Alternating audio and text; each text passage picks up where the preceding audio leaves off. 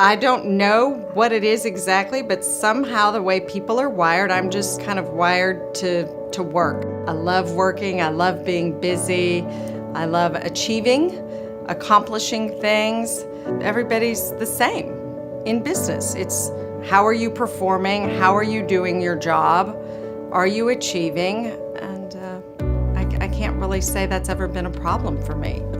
I had a wonderful childhood. I mean, I want to say it was really idyllic. I had two loving, supportive parents. It was happy. It was fun. We did things together as a family. Really what I would wish for everyone else, and what I hope, I think, our husband and I certainly tried to give to our children.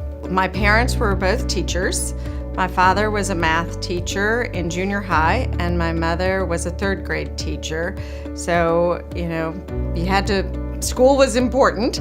I was a good student, I'll have to say, but I also must say I probably got in trouble just every now and then for probably talking too much.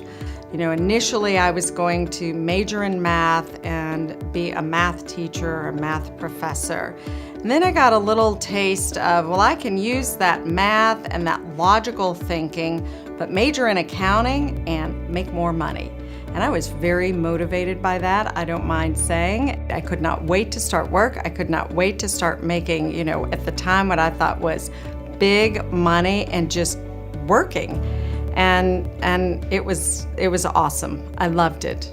My first job out of college was with, at the time, Pete Marwick Mitchell, one of the big 8 public accounting firms, now KPMG. So I was in the audit department and started as an assistant accountant and just moved up that ladder until when I left 6 years later, I was a manager. The company that John founded ultimately became First USA. He put out this compelling vision of what he wanted to do in building this financial services business centered on the credit card and merchant processing business. That was definitely a turning point for my career. So I joined John and became the CFO for the company that he built. Oh, we went through so many iterations. I like to tease and say I was one of the most bought and sold women in business. We had so many changes of control. At the end of the day, it was about a $7 billion transaction then when Bank One came in and bought First USA. I've been with MoneyGram since January 2009. And just in January of 2016, I stepped down as CEO. And I must say, one of the greatest things and accomplishments, again, is to mentor other people. And so it has just given me great joy that folks that I've worked with for so many years, watching their career develop, that's the reward. And when we think about MoneyGram and our business model, we have a foundation. We don't have enough money to give to everything. There are so many wonderful causes. We centered everything around education. Education not only lifts individuals, it lifts families, it lifts whole communities. We know that financial literacy is so important to start very early on.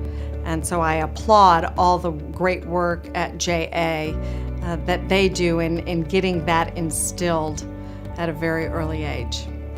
Success and education, those things are empowering. Empowering for women, empowering for men.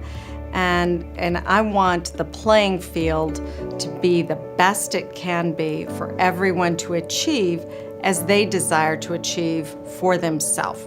I may not be in the full-time role anymore, but I feel there's so much more I can continue to do and I want to do and stay involved in business.